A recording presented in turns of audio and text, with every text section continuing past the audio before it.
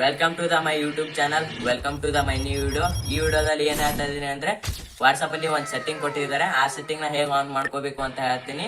ಆ ಸೆಟ್ಟಿಂಗ್ ಇಂದ ಏನು ಉಪಯೋಗ ಆಗುತ್ತೆ ಅಂದ್ರೆ, ನಿಮ್ಮ ಐಡಿನ ಯಾರಾದ್ರೂ ಹ್ಯಾಕ್ ಮಾಡ್ತಾ ಇದ್ರು, ಲಾಗಿನ್ ಮಾಡ್ತಾ ಇದ್ರು ಅಂದ್ರೆ ನಿಮ್ಗೆ ನೋಟಿಫಿಕೇಶನ್ ಬರುತ್ತೆ. ಈಗ ಪಟ್ ಅಂತ ಹೇಗೆ ಆನ್ ಮಾಡ್ಕೋಬೇಕು ಅಂತ ಹೇಳ್ತೀನಿ. ಪಟ್ ಅಂತ ಆನ್ ಮಾಡ್ಕೊಳ್ಳಿ. ವಿಡಿಯೋನ ಕೊನೆವರೆಗೂ ನೋಡಿ. ಫಸ್ಟ್ ನಿಮ್ಮ ವಾಟ್ಸ್ಆಪ್ ನ ಆನ್ ಮಾಡ್ಕೊಳ್ಳಿ.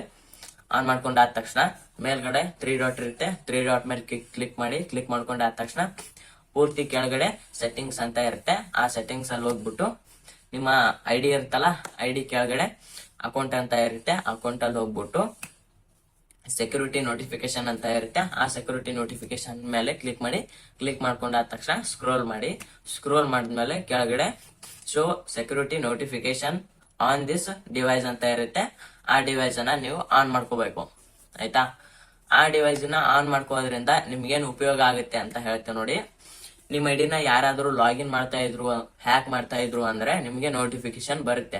ಮತ್ತೆ ನೀವು ಯಾರಿಗೂಟೇನಾದ್ರೂ ಚಾಟ್ ಮಾಡಿದ್ರಿ ಅಂದ್ರೆ, ಚಾಟ್ ಕ್ರಿಯೇಟ್ ಆಗಿತ್ತು ಅಂದ್ರೆ ಅವ್ರ ನಡುವೆ ನಿಮ್ ನಡುವೆ ಅವ್ರ ಐಡಿನ ಯಾರಾದ್ರೂ ಹ್ಯಾಕ್ ಮಾಡ್ತಾ ಇದ್ರು, ಚಾಟಿಂಗ್ ಮಾಡ್ತಾ ಇದ್ರು, ಯಾರಾದ್ರೂ ಚಾಟಿಂಗ್ ಅಲ್ಲ, ಯಾರಾದ್ರೂ ನೀವು ಚಾಟಿಂಗ್ ಮಾಡಿದ್ದನ್ನ ನೋಡ್ತಾ ಇದ್ರು, ಹ್ಯಾಕಿಂಗ್ ಮಾಡ್ತಾ ಇದ್ರು, ಮತ್ತೆ ಲಾಗಿನ್ ಮಾಡ್ತಾ ಇದ್ರು ಅಂದ್ರೆ ನಿಮ್ಗೆ ನೋಟಿಫಿಕೇಶನ್ ಬರುತ್ತೆ. ಅವಾಗ ನೀವು ಅವರಿಗೆ ಫೋನ್ ಮಾಡ್ಬಿಟ್ಟು ಹೇಳ್ಬೋದು. ಅವ್ರು ನಿಮ್ಗೆ ಹೇಳ್ತಾರೆ, ಲಾಗಿನ್ ಮಾಡ್ತಾ ಇದೀವಿ, ಹೀಗಾಗಿದೆ ಅಂತ. ಮುಂದಿನ ವಿಡಿಯೋದಲ್ಲಿ ಸಿಗೋಣ.